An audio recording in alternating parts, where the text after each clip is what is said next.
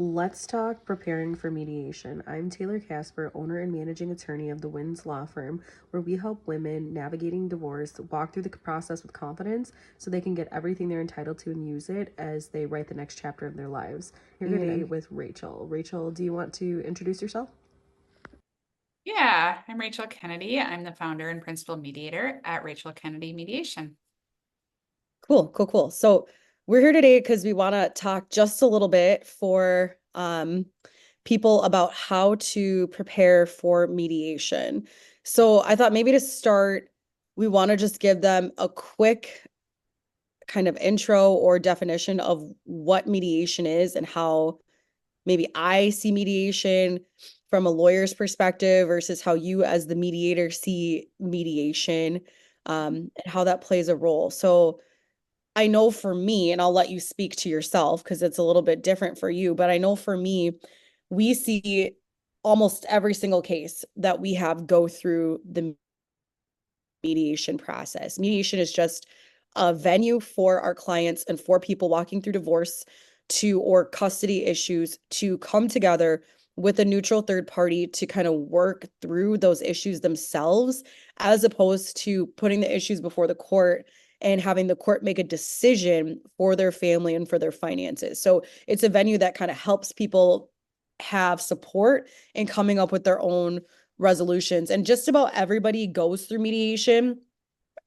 because of unless you can independently figure out everything for yourselves. And for me, my clients come to me, they're getting a divorce, and that is something we actually really promote at my office is like, all right, great, let's get you into a mediation setting with the other attorney, with the opposing party, your soon to be ex, so that we can figure out as much as we can collaboratively together before we start having motions and taking things to the court. How do you see mediation in your day to day? Yeah, yeah, I love that. I really resonate with what you said about kind of trying to make your own decisions before we bring it before a court. That's really what I'm passionate about. I always tell people, however we got to this point, whatever, people get divorced, it happens. But regardless, you two have been running and managing your family for however many years now. Let's try to keep it that way. And obviously, you're probably not communicating super well, or you wouldn't be here. That's where I come in, and I'm happy to facilitate those conversations. And I know what conversations need to be had, and I'm used to having those conversations. I honestly pretty much only deal with divorces. So that's what I do every day. But my goal is to help you guys to come to those resolutions on, like, we've been managing our family. Let's continue to do that, even though we're going to be living separately. So it's going to look different. But how can we make those decisions? Because what I tell people all the time is literally nobody cares more about your kids or your home or your future finances than you do. Mhm. Guaranteed. As Yep. much as your lawyer loves you, as much as your mediator loves you, as much as the judge says that they want to be impartial, nobody cares as much about those intricate pieces of your life as you do. And my firm belief as a mediator is that you guys should be the ones to make those decisions.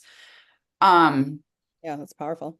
yeah. And I think I'm going to speak briefly just also to kind of our different roles, because a lot of people ask me about that in consults. And obviously, you as an attorney focus on your one person hires you and you are focused on that person.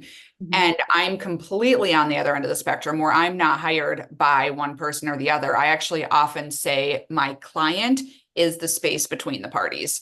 Like, Mhm. I am legally and ethically obligated to remain neutral and to listen to person one, listen to person two, help facilitate that conversation. I will never say you should or you have to or whatever. That's kind of your job, Taylor, to advise your clients, with the legal advice. But I don't do that. I can't do that. That's not within my job scope. Mhm. So I think that's an important distinction too. Yeah, for sure. For sure. Yeah. Job for as the person holding the space. I like that, right? Between everyone versus my side. Like I'm there for my client and this is Right. what my client wants, needs, and what have you.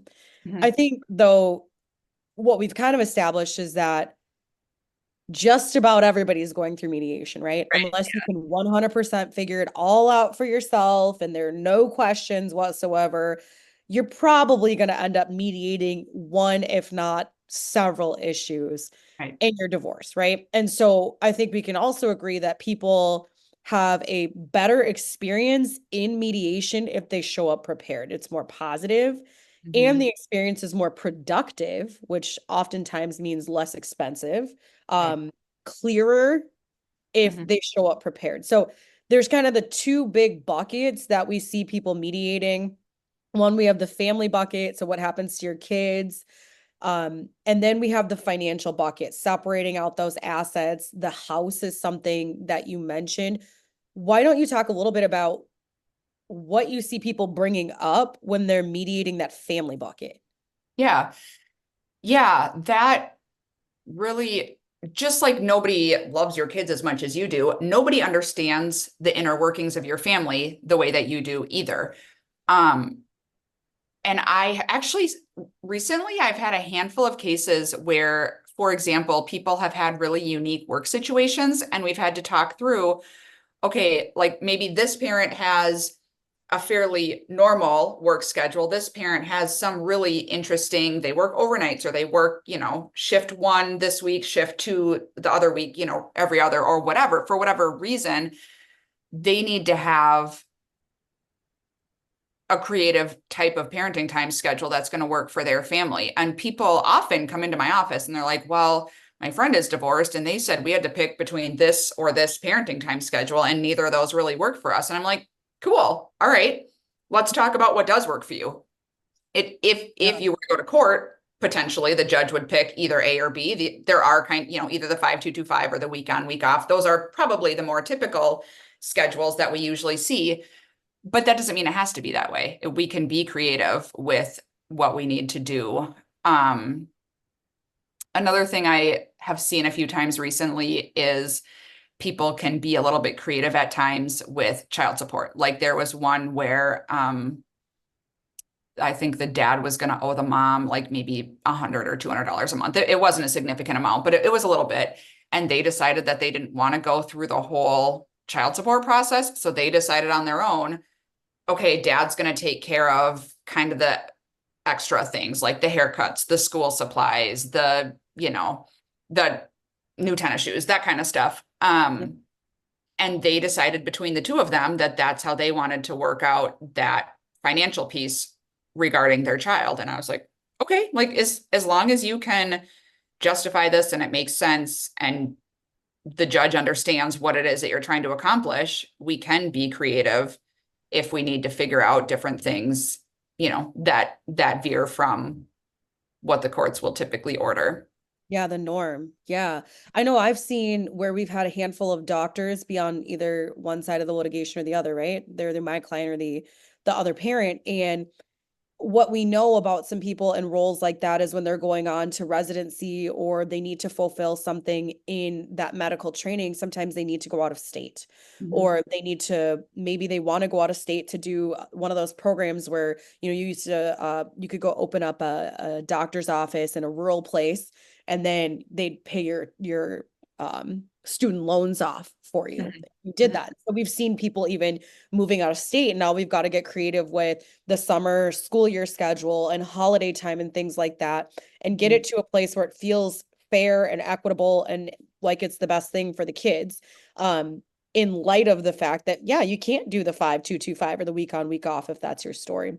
So I Mhm. think one of the tips I would give, or some of the tips I would give for getting really prepared to mediate that family bucket, would be one, get really clear on the day-to-day obligations of each of the parents. What is that work schedule? Who needs to be where by when? Who's going to be able to do pickup and drop offs for school? What are the needs of the kids? Like, what kind of schedules do the kids keep? Do the kids play a lot of sports? So it might be really cute to say we're going to do a week off, like effectuate transportation, get kids to and from activities. Do the kids get a bus to school?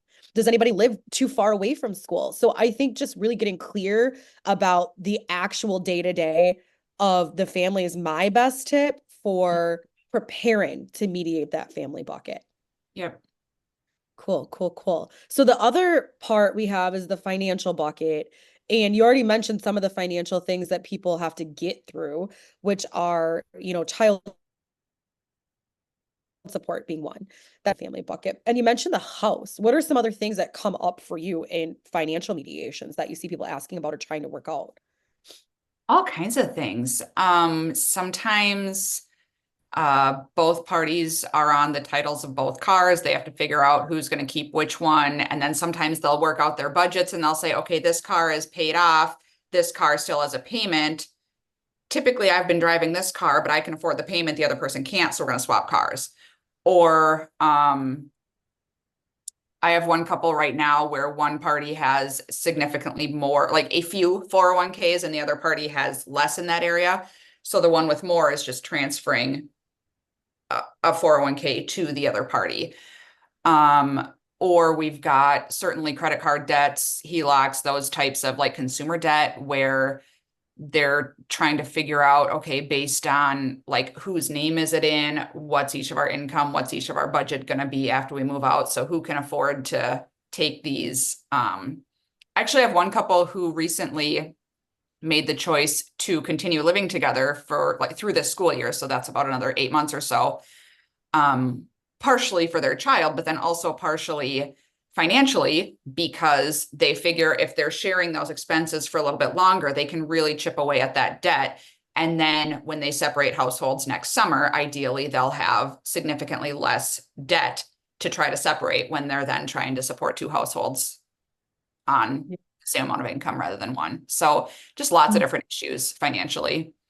Yeah, there's so much variability in what we see in divorces as well. Somebody might be a really high earner and somebody's a low earner.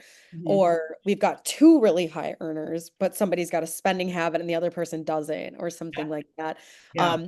There's homes, there's cabins, there's second homes, we bought an RV together and now who wants the RV that's depreciated in value? Who's even camping? So, we like, not me. So Yeah. we see all sorts of weird like assets people have to divide. I think one thing I saw really early on, and I was like, this is real. This actually happens, is a couple. They were much older. They had a coin collection Okay. with some really valuable coins and some that were likely junk.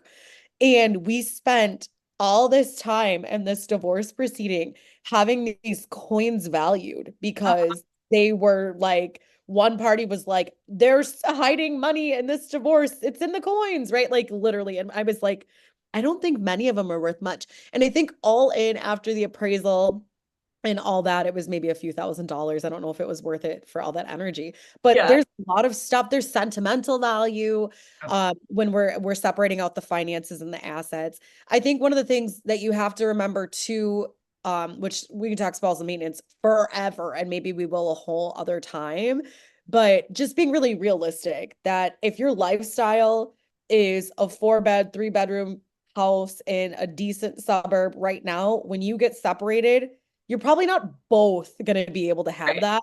You're Yeah. right. You're going to probably have to make some changes to your lifestyle. If you've got high debt now, you're still going to have debt when you separate. And so just getting realistic is I think really important. It's something I try really hard to do with my clients. My best tip for getting prepared to mediate financially is bring everything to the table. So it's annoying and it's onerous and cumbersome, but we do pull house, the mortgage statement, the car note, your bank account statements around that time that you separated. Because that's really what we're looking at is what did things look like at your date of separation? What's in the bank accounts? What debts do you have? How did you incur those? Did anybody have non-marital interest? So maybe sometimes you got to go back and think and look, when we bought the house, how did we buy it? Like, did one spouse's parents give us a gift? Somebody inherit something? Are these proceeds from a non-marital home? So just bring as much as you can to the table, and then you can get out of your head, out of the emotions, and just look at the numbers and just what is fair. How do we just separate it out in a way that's fair? And that's probably the best thing that you can do to prepare for a mediation on those two issues. Rachel, any last words of advice for people as they contemplate mediation or get ready to walk into a mediation setting? I think you hit on something when you were talking about kind of taking out the emotions, and like divorce is emotional. It just is. But if there's a way, people have therapists or they meet their best friend for coffee, or they hire a divorce coach or whatever. Like, try to figure out a way to manage those emotions that's outside of the legal process, I think is really, like, I'm used to tears. I'm used to yelling. It happens. Like, it is an emotional process. It's not fun. I'm not going to sugarcoat it. But if there are ways to have those emotional needs for support met elsewhere outside of the lawyer's office or the mediator's office, it's going to be more effective. It's probably going to be cheaper because you can get through stuff faster. I think that's a really important one. And then you kind of hit on a lot of it. It's just kind of prepare as much as you can. Think about what type of schedule is going to work best for your kids. Think about, even if you can prepare future budgets ahead of time and start to look at what the different people's incomes are and how we're going to split the expenses, those types of things. Of course, people always have questions about, well, how do we know what child support or spousal support is going to be? Obviously, that's a little bit of a wild card before you're maybe not going to know that, but just thinking about kind of what those expenses are, what those debts are. Yeah, I think those are my tips. Yeah, I think that's super solid. I think it helps too, because I think professionally we know you mentioned you see the tears and you hear the yelling, and we know professionally, but we're both also divorced, so we've been here. It's And not so, fun. It's not yeah, fun. We right. get it. We know what it Yeah. looks like, and we know Yep. sometimes how long it can take if you Yep. don't. And I'm not saying you weren't prepared, but I know I didn't prepare Oh, well I wasn't and either. rush, right? And No. then I know how much more that can play in and be hard. So this is great. This is gold. Thank you so much, Rachel. I know everybody that watches this is going to be able to pull something out of it. So Yeah, yeah, thanks, Taylor. great. Yeah, have a great rest of your day. You too. If you're navigating divorce, we would absolutely love to help you. Check out the description for useful links, tips, tools, and more.